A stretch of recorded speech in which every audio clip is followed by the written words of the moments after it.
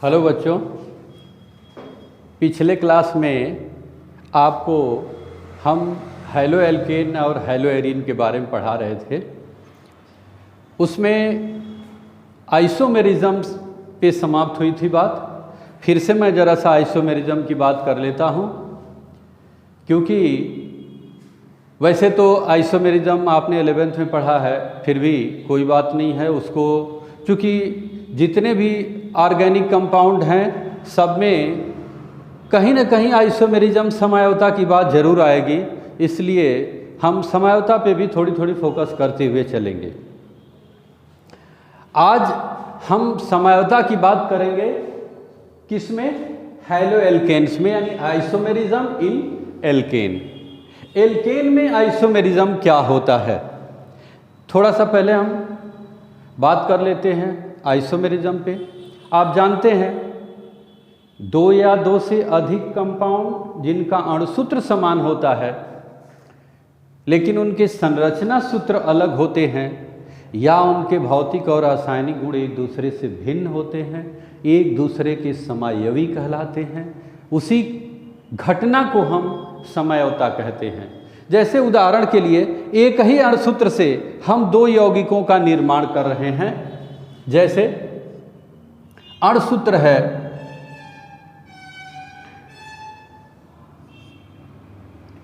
C2H6O। ये क्या है? अणुसूत्र है जिसको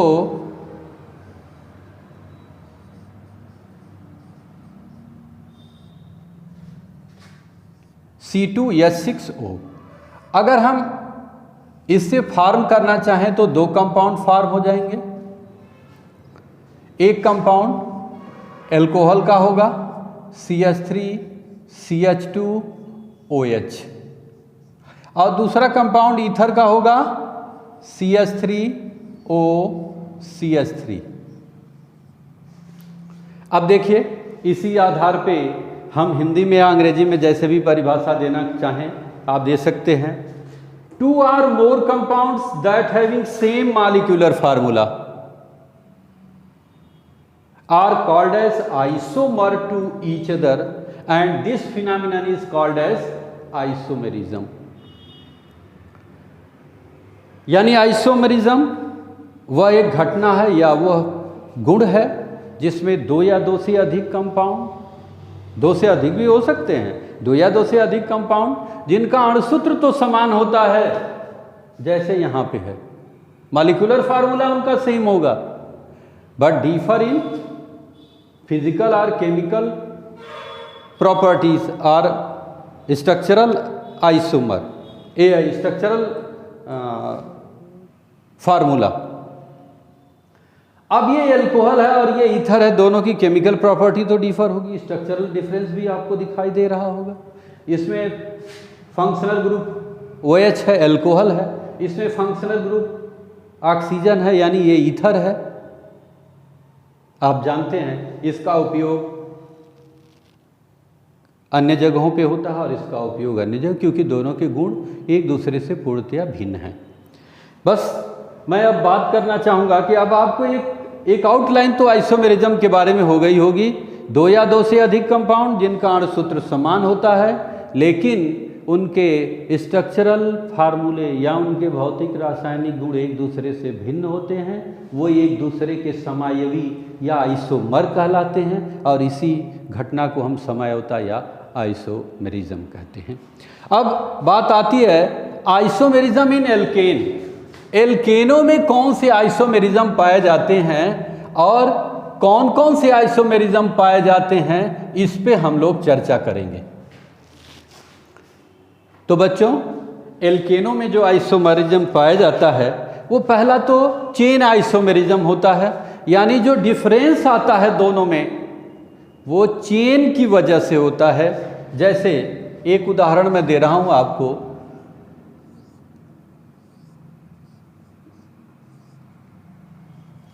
CH3CH2CH2CH3।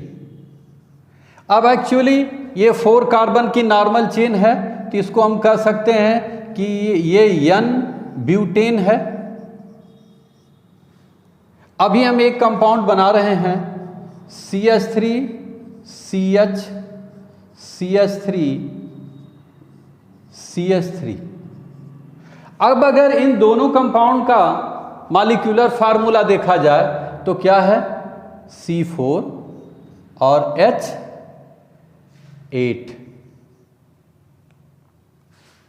H10 है, H10, यानी दोनों का मॉलिक्यूलर फार्मूला तो सेम है, लेकिन ये दोनों कंपाउंड हैं क्या, हेलो एल्केन्स हैं। नहीं, हेलो एल्केन्स नहीं, ये तो मान लीजिए आपको जो एग्जाम्पल हमने दिया है वो केवल एल्केन का है। अब हम इसी में एल्केन जोड़ देते हैं, हेलो एल्केन इसको बना देते हैं, यानी यहाँ का एक हाइड्रोजन हम हटा करके और यहाँ पे हैलोजन लगा देते हैं।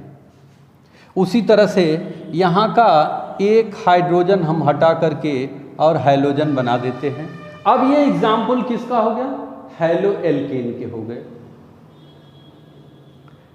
ये एग्जाम्पल तो नॉर्मल ब्यूटेन और आइसोब्यूटेन का था, लेकिन अब ये क्या हो गया, अब ये नॉर्मल ब्यूटेन नहीं रह गया, अब ये हेलो एल्केन हो गया।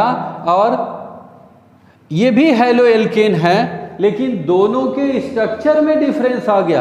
अब ये एक दूसरे के आइसोमर होंगे, और किसकी वजह से आइसोमर ये हुए हैं, चेन की वजह से। इसमें एक सीधी चेन है और इसमें एक ब्रांच हो गई है। इस ब्रांच की वजह से ये दोनों कंपाउंड अब एक दूसरे से स्ट्रक्चरल डिफरेंस रख रहे हैं, इसलिए ये एक दूसरे के आइसोमर कहलाएंगे।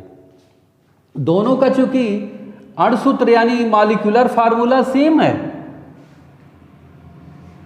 4 कार्बन 10 हाइड्रोजन इसमें भी है। उसके अलावा अब इसमें क्या हो जाएगा, इसके मॉलिक्यूलर फार्मूले में भी जैसे वहाँ आपने क्लोरीन लगाया तो चेंजिंग हो गया, तो यहाँ पे भी अब ये 9 हो जाएगा और यहाँ पे एक क्लोरीन हो जाएगा। तो मॉलिक्यूलर फार्मूला अब हो गया C4H9Cl। एग्जाम्पल हमने हेलो एल्केन का दिया, एल्केन का दिया था, एल्केन में हमने हेलो एल्केन में उसे परिवर्तित किया, तो उसका जो मॉलिक्यूलर फार्मूला उस भी परिवर्तित होगा। और जब परिवर्तित हो गया तो अब इस तरह से ये दो कंपाउंड हो गए। अब ये कंपाउंड दोनों एक दूसरे से केवल डिफरेंस इस मामले में है कि इसमें चेन ब्रांच में है और इसकी स्ट्रेट चेन है, इसलिए हम कह सकते हैं कि हेलो एल्केन्स में चेन आइसोमेरिज्म पाया जाता है, चेन आइसोमेरिज्म पाया जाता है। अब चेन आइसोमेरिज्म की बजाय अब अगर हम इसमें पोजीशन आइसोमेरिज्म या जिसको हिंदी में आप स्थान समझौता कहते हैं उसको भी आप प्रदर्शित कर सकते हैं। तो पहले हेलो एल्केन में क्या पाया गया, चेन आइसोमेरिज्म पाया गया। अब हम बात कर रहे हैं, यानी पहला क्या था, चेन आइसोमेरिज्म, चेन। अब उसके बाद क्या हो जाएगा, पोजीशन, यानी स्थान बदल जाएगा। अब स्थान बदलने के लिए क्या करना है, स्थान बदलने के लिए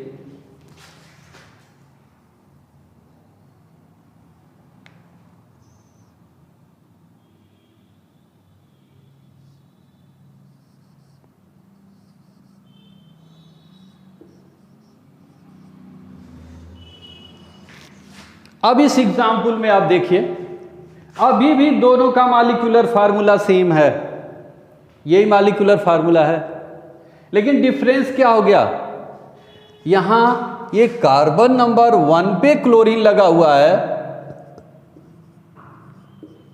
और यहां पे देखा जाए तो 2 पे हो गया। अब अगर एक्चुअली IPAC नाम इसका देंगे तो ये 1 क्लोरोब्यूटेन कहलाएगा और ये 2 क्लोरोब्यूटेन कहलाएगा। दोनों के नाम में अंतर हो जाएगा। इसको क्या कहेंगे, चूंकि 1 पे क्लोरीन लगा है इसलिए ये क्या हो जाएगा, 1 क्लोरोब्यूटेन। और इसको क्या कहेंगे, चूंकि 2 पे क्लोरीन लगा हुआ है तो इसको कहेंगे 2 क्लोरोब्यूटेन।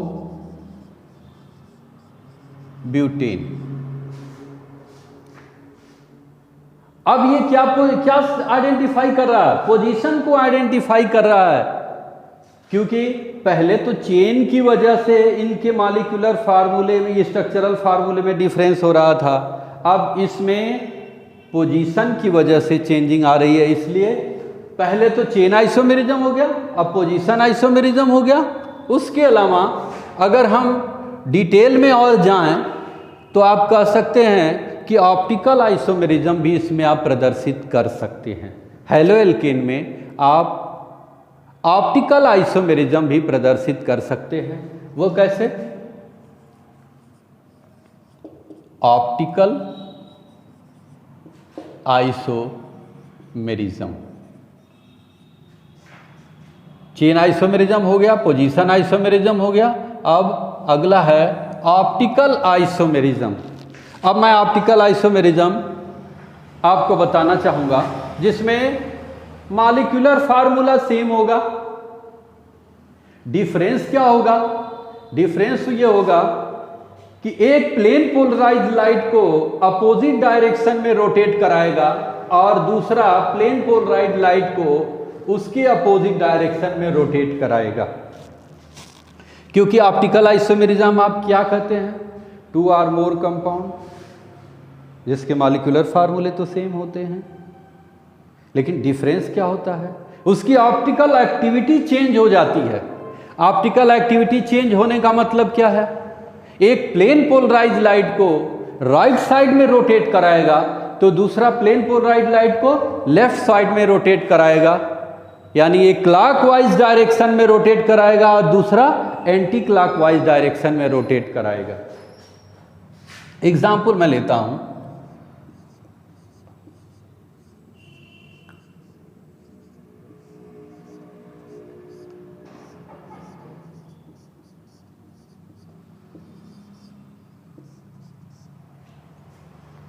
ये भी हैलो एल्केन ही है।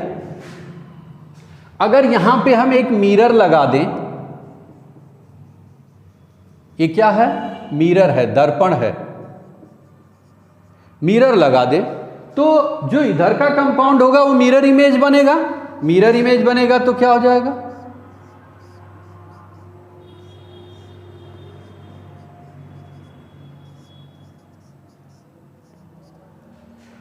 अब देखिए, इस कंपाउंड का ये मिरर इमेज है, इस कंपाउंड का मिरर इमेज ये है, और यही तो ऑप्टिकल आइसोमेरिज्म का आप डिफिनीशन भी आप देते हैं कि वो एक दूसरे पे नॉन सुपर इम्पोज होते हैं बट मिरर इमेज फॉर्म होते हैं। इनका दर्पण प्रतिबिंब बनता है, जैसे इसका दर्पण प्रतिबिंब इसके जैसा, इसका दर्पण प्रतिबिंब इसके जैसा बनेगा, लेकिन ये सुपर इम्पोज इसको नहीं कर सकता और ये सुपर इम्पोज इसको नहीं कर सकता। न तो पूर्णतया ये इसे ढक सकता है, न तो इसे ये ढक सकता है। क्यों ऐसा है? क्योंकि इसमें साइड चेंज हो गई है, पार्श्व उसके बदल गए हैं। जैसे हम दर्पण में अपने चेहरे को देखते हैं तो बायां कान दाहिनी तरफ, दायां कान बाएं तरफ दिखाई देता है। ठीक उसी तरह से चूंकि यहाँ पे वही दर्पण लगा हुआ है, जिसकी वजह से इसमें ये परिवर्तन आ गया। अब चूंकि ये एग्जाम्पल दोनों ऑप्टिकल आइसोमेरिज्म के हैं, अब ये हैलो एल्केन जरूर है, लेकिन यह ऑप्टिकल आइसोमेरिज्म प्रदर्शित कर रहा है। अब बच्चों, आइसोमेरिज्म की बात अगर समाप्त होती है तो हम अब बात करना चाहेंगे कि हम हैलो एल्केन्स को, चूँकि जो आपके सिलेबस में है, वो प्रिपेयर कैसे करते हैं, उसे बनाते कैसे हैं। हैलो एल्केन को बनाने के लिए वैसे तो बहुत सारी विधियां हैं, लेकिन उसमें से जो आपके सिलेबस में निर्धारित विधियां हैं, हम भरसक प्रयास करेंगे कि उन्हीं पे कंसंट्रेट रहें, या जो बहुत इम्पॉर्टेंट होगा हम केवल उसी को बताना चाहेंगे, और साथ साथ सिलेबस में जो आपके निर्धारित हैं वो सारी विधियां आपको बताएंगे। पहली विधि, जिसे आप शायद पहले से भी पढ़ चुके हैं, हैलो एल्केन का फॉर्मेशन हम आसानी से कर लेते हैं जब एल्केनों का रिएक्शन या एल्कीनों का रिएक्शन खास करके पहले हैलो एल्केन की बात कर रहा हूँ। हैलो एल्केनों का रिएक्शन जब हम हैलोजन के मॉलिक्यूल से कराते हैं तो वह रिएक्शन या तो सूर्य के प्रकाश में होता है, सनलाइट में होता है, या तो फिर हीट के प्रेजेंस में रिएक्शन कराते हैं, क्योंकि एक्सेलरेट होने के लिए, अभिक्रिया को त्वरित होने के लिए मस्ट है या तो सनलाइट हो, क्योंकि सनलाइट भी ए टाइप ऑफ एनर्जी है और हीट भी ए टाइप ऑफ एनर्जी है। अब हम बात करते हैं कि अगर सनलाइट से होने वाला रिएक्शन है तो वो कैसे होगा। यानी अब हम बात करेंगे प्रिपरेशन ऑफ हैलो एल्केन के बारे में, यानी हैलो एल्केन का निर्माण, कैसे हम हैलो एल्केन को बनाते हैं।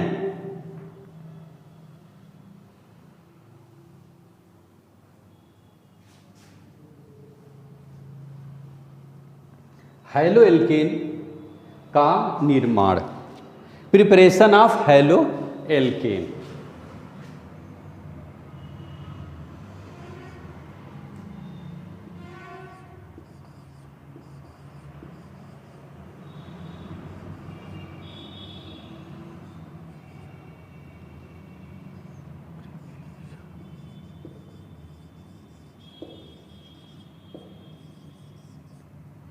Preparation of haloalkane, haloalkane का निर्माण।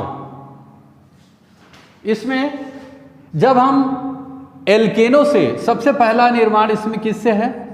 एल्केनों से, from alkane, from alkane. Alkane से कैसे हम प्रिपेयर करेंगे? ये कॉमन रिएक्शन आप कराते हैं, रिएक्शन जब हम मेथेन का रिएक्शन क्लोरीन के मॉलिक्यूल से कराते हैं यूवी लाइट में, यूवी लाइट या जिसको आप सनलाइट कहते हैं। इससे कंपाउंड बनता है CH3Cl और HCl।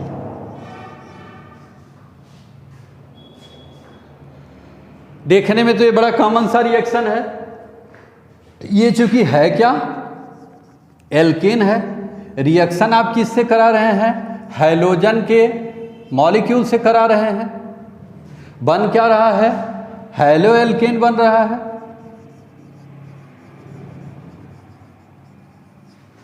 और HCl इसमें से बाहर हो रही है।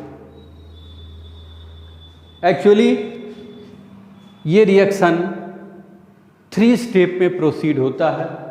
पहले स्टेप में इस यूवी लाइट की वजह से यह क्लोरीन ब्रेक होता है, टूटता है, और टूटने के बाद वो तीनों स्टेप हम आपको बताना चाहेंगे।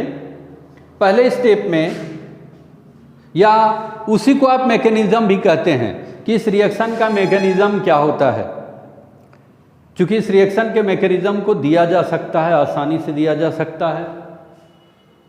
पहले स्टेप में यह क्लोरीन का मॉलिक्यूल यूवी लाइट की वजह से ब्रेक होता है।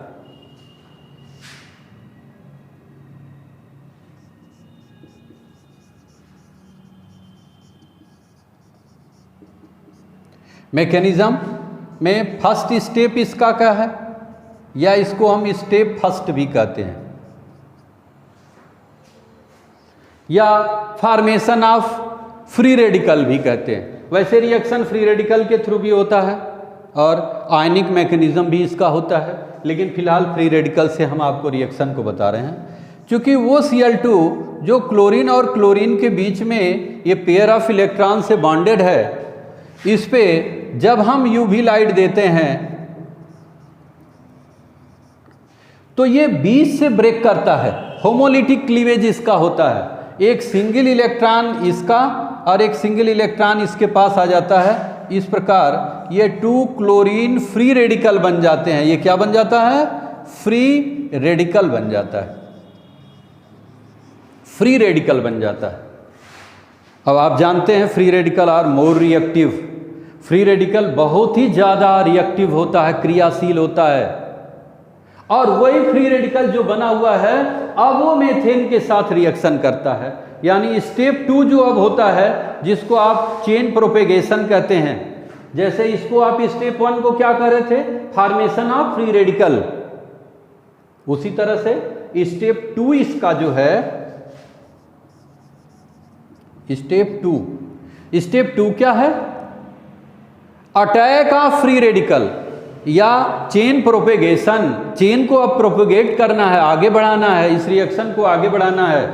अब अगर हम CH4 को इस तरह से लिखें तो इस बॉन्ड में भी पेयर ऑफ इलेक्ट्रॉन है, और अगर इसको साथ हम एक फ्री रेडिकल क्लोरीन का रिएक्शन कराते हैं तो इस फ्री रेडिकल की वजह से इसमें भी होमोलिटिक क्लीवेज हो जाएगा और एक्चुअली ये HCl का फॉर्मेशन करके क्या होगा? बाहर हो जाएगा। और प्लस अब यहाँ पे ये जो CH3 है वो फ्री रेडिकल हो जाएगा। वो फ्री रेडिकल क्यों हो गया?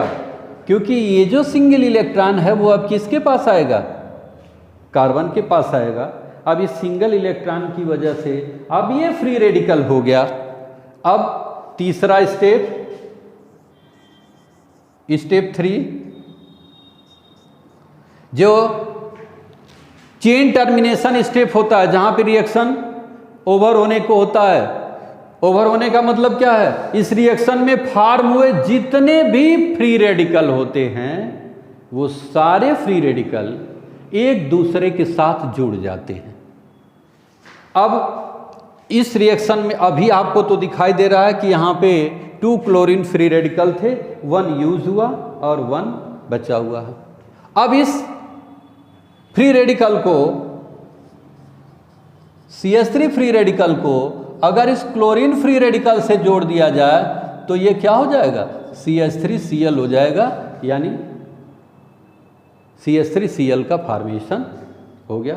और पहले स्टेप में आपने HCl का फॉर्मेशन कर लिया था। इस तरह से ये रिएक्शन प्रोसीड होता है। लेकिन बच्चों, इसमें थोड़ा कुछ खास बातें हम आपको बता देना चाहेंगे, क्योंकि ये रिएक्शन देखने में जितना कॉमन लगता है उतना कॉमन रिएक्शन ये है नहीं। इसलिए कॉमन नहीं है कि जैसे हम रिएक्शन पे ब्लैक बोर्ड पे आपको बना के दिखा दिए कि ये CH3Cl बन गया और HCl, लेकिन ऐसा तो नहीं है ना। हम इस रिएक्शन को रोक नहीं पाएंगे, ये रिएक्शन अब और आगे बढ़ने लगेगा। इसीलिए इस रिएक्शन को हम चेन रिएक्शन कहते हैं। क्यों आगे बढ़ने लगेगा? क्योंकि ऐसा तो नहीं है ना कि केवल एक ही मेथेन का मॉलिक्यूल हमने लिया था, एक ही क्लोरीन का मॉलिक्यूल लिया था। अगर एक ड्रॉप भी हम क्लोरीन लिए होंगे और थोड़ा सा भी अगर हम मेथेन लिए होंगे तो रिएक्शन तो और भी मॉलिक्यूल में हो रहा होगा ना। अब उसका परिणाम क्या होता है? जो हमें देखने में लगता है कि ये CH3Cl बन करके समाप्त हो गया, ये रिएक्शन यहीं पे रुकता नहीं है। अब हम रिएक्शन को बता रहे हैं आपको कि रिएक्शन रुकेगा कब। चूंकि रिएक्शन इसलिए नहीं रुकता है कि ये जो बने हुए फ्री रेडिकल हैं ये बहुत ही ज़्यादा क्रियाशील हैं, बहुत ही ज़्यादा रिएक्टिव हैं, इसलिए ये रुकेंगे नहीं। ये आगे फर्दर और रिएक्शन आप करते जाएंगे। और फर्दर अगर रिएक्शन करते जा रहे हैं, जैसे अभी आपको हमने दिखाया कि ये जो CH3 बल्कि CH4 था, CH4 का आपने क्लोरीन से रिएक्शन कराया था हीट या यूवी लाइट के प्रेजेंशिप में। तो आपको प्राप्त हुआ था CH3Cl और HCl। अब जरा सा देखिए, अब ये जो बना हुआ CH3Cl है, अगर ये दूसरे क्लोरीन के मॉलिक्यूल से रिएक्शन करेगा तो यहां से हुआ क्या था? हाइड्रोजन का रिप्लेसमेंट क्लोरीन से हुआ था ना। तो अभी तो हाइड्रोजन यहां पे 3 अमाउंट में है, तो ये भी तो हटेगा। यानी अब ये क्या हो जाएगा? CH2Cl2 हो जाएगा और HCl बाहर हो जाएगा। अब पुनः ये रिएक्शन करेगा, यानी CH2Cl2 plus Cl2 is equal to CHCl3 HCl। Further देखें, अब ये जो CHCl3 है ये फर्दर फिर क्लोरीन के मॉलिक्यूल से रिएक्शन करके CCl4 का फॉर्मेशन करेगा और HCl बनाएगा। यानी ये मोनोहैलोएल्केन था, ये डाईहैलोएल्केन था, ये ट्राईहैलोएल्केन है और ये टेट्राहैलोएल्केन है। एक्चुअली ये तो क्लोरोफॉर्म है और ये कार्बन टेट्राक्लोराइड है। क्लोरोफॉर्म को भी आप अच्छी तरह से जानते हैं। कार्बन टेट्राक्लोराइड भी एक विलायक के रूप में अपनी अच्छी पहचान रखता है। ये दोनों कंपाउंड बहुत महत्वपूर्ण हैं। ये क्या है? क्लोरोफॉर्म है, क्लोरोफॉर्म। और ये क्या है? Carbon tetrachloride, carbon tetrachloride. ये तो बात हमने ये कहा कि अगर हम केवल मेथिल क्लोराइड बनाना चाहें या क्लोरोमीथेन बनाना चाहें तो रिएक्शन यही रुकेगा नहीं, रिएक्शन तो फर्दर आगे बढ़ेगा। रुकेगा कब? जब सारे हाइड्रोजन रिप्लेस हो जाएंगे। एक खास और बात है कि जब ये फ्री रेडिकल के थ्रू होना है तो फ्री रेडिकल इस रिएक्शन में तो दो ही बने थे। आपको हमने दिखाया था कि दो फ्री रेडिकल इसमें बने थे, एक क्लोरीन फ्री रेडिकल बना था और एक मेथिल फ्री रेडिकल बना था। अब जरा सा उस पर हम कंसंट्रेट हों कि चूंकि ये जो फ्री रेडिकल हैं ये बहुत ही ज़्यादा क्रियाशील हैं, तो जब इतने ज़्यादा क्रियाशील हैं तो निश्चित रूप से ये रिएक्शन में अपनी एक अलग भूमिका निर्धारित करेंगे। जैसे अगर एक क्लोरीन का रिएक्शन हम दूसरे क्लोरीन के फ्री रेडिकल से करा देते हैं, ये भी क्लोरीन फ्री रेडिकल है, ये भी क्लोरीन फ्री रेडिकल है, तो ये क्या बन जाएगा? Cl2 बन जाएगा। लेकिन अभी अगर CH3 फ्री रेडिकल के साथ ये क्लोरीन फ्री रेडिकल जुड़ेगा तो ये CH3Cl का फॉर्मेशन कर देगा। वहीं अगर दो मेथिल फ्री रेडिकल ही आपस में जुड़ेंगे तो ये क्या बना देंगे? इथेन का फॉर्मेशन कर देंगे, CH3 का फॉर्मेशन कर देंगे। क्योंकि दो ही फ्री रेडिकल बने थे, एक क्लोरीन फ्री रेडिकल बना था, एक मेथिल फ्री रेडिकल बना था। दोनों क्लोरीन आपस में जुड़ेंगे, Cl2 बनाएंगे। एक क्लोरीन और एक मेथिल जुड़ेगा, CH3Cl बनाएगा। दोनों मेथिल ग्रुप जुड़ेंगे, इथेन का फॉर्मेशन कर देंगे। अब इस तरह से पहला प्रिपरेशन जो एल्केनों से होता है वह हमने आपको बता दिया कि हैलो एल्केनों का फॉर्मेशन हम किससे करते हैं? एल्केन से करते हैं। ये पहला प्रिपरेशन है। अब अगले क्लास में अगले रिएक्शन के बारे में आपसे बात करेंगे। धन्यवाद।